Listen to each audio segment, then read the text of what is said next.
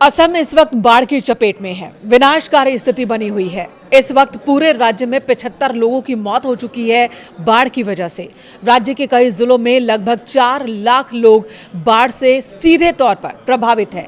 असम सरकार और राष्ट्रीय आपदा प्रबंधन प्राधिकरण यानी कि ASDMA के मुताबिक ये आपदा पिछले 60 सालों की सबसे भीषण बाढ़ में से एक है।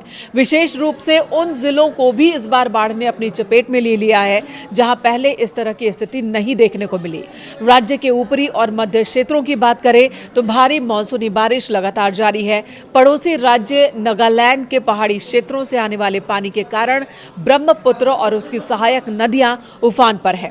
इस वक्त 7 प्रमुख जिले विभीषिका से जूझ रहे हैं। सबसे ज्यादा कहां परेशानी है आपको बताते हैं और सरकार और प्रशासन की ओर से क्या कदम उठाए गए ये भी आपको बताते हैं और आने वाले दिनों में आखिर असम को इस बाढ़ से राहत कब मिलेगी, क्या अनुमान है, ये भी जानेंगे।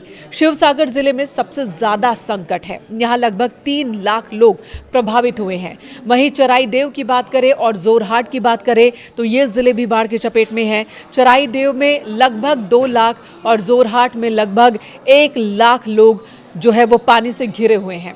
गोलाघाट में धनसिरी नदी के खतरे के निशान से ऊपर बहने की वजह से बाढ़ आ गई है।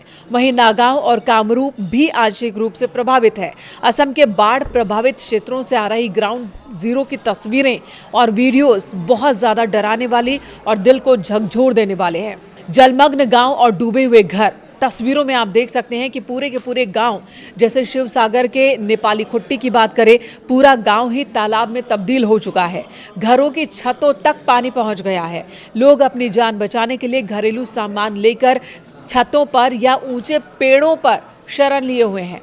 एक मां और बेटे को अपनी जान बचाने के लिए 12 घंटे तक आम के पेड़ पर रहना पड़ा। नाजिरा और शिवसागर के कस्बों में आई तस्वीरों में पानी उतरने के बाद सड़कों पर और घरों के बाहर गाड़ियां और ट्रक गहरे कीचड़ में धंसे हुए दिख रहे हैं। इससे आप अंदाजा लगा सकते हैं कि यहाँ जब पानी आया, बाढ़ आई थी तो अपने साथ कितना मलबा लेकर आई थी। खेतों की बात करें तो लगभग 45,341 हेक्टेयर से अधिक कृषि भूमि पूरी तरह से पानी में डूब चुकी है। किसानों को बहुत ज़्यादा नुकसान हुआ है। खड़ी फसल बर्बाद हो गई। सड़कों के किनारे और पानी में तैरते मृत मवेशियों को भी आप देख सकते हैं। कई ऐसे वीडियोज़ वायरल हो रहे हैं।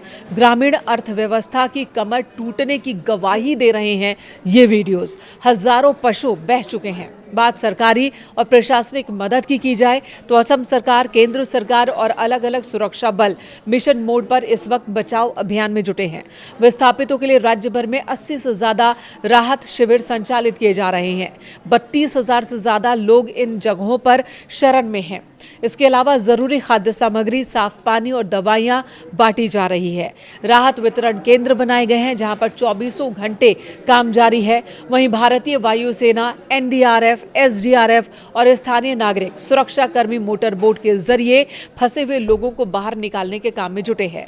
जिन सुदूर इलाकों का सड़क संपर्क टूट गया है वहां वायुसेना के हेलीकॉप्टर्स की मदद से फूड पैकेट्स और दवाओं का वितरण हो रहा है, क्योंकि जब बाढ़ आती है तो समस्या खाने पीने की ही नहीं होती बल्कि संक्रमण का डर भी बढ़ जाता है। कई लोग बीमार होते हैं, गर्भवती महिलाएं होती हैं, उनके लिए दवाओं की बहुत ज़्यादा ज़रूरत हो जाती है।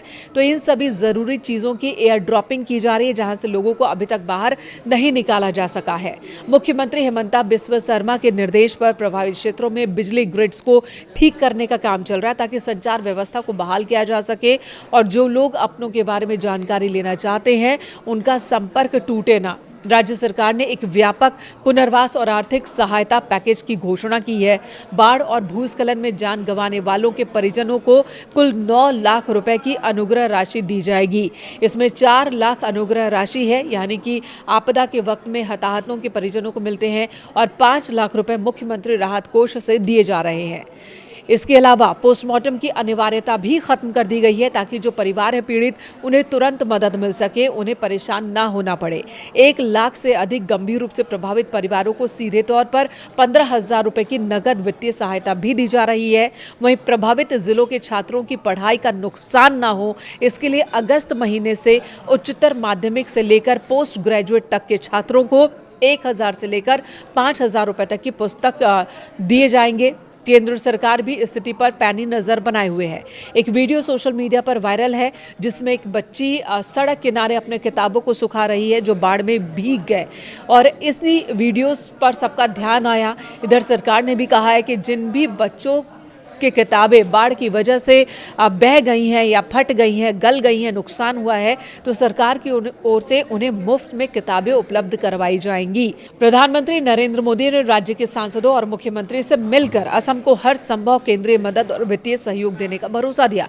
हालांकि कुछ इलाकों में पानी धीरे धीरे अब कम होने लगा है, लेकिन महामारी फैलने का खतरा और विस्थापितों के पुनर्वास की प्रशासन के सामने एक बड़ी चुनौती है, जिसकी व्यवस्था करनी होगी प्रशासन को और आने वाले दिनों में त्वरित गति से इस पर काम करने की जरूरत है।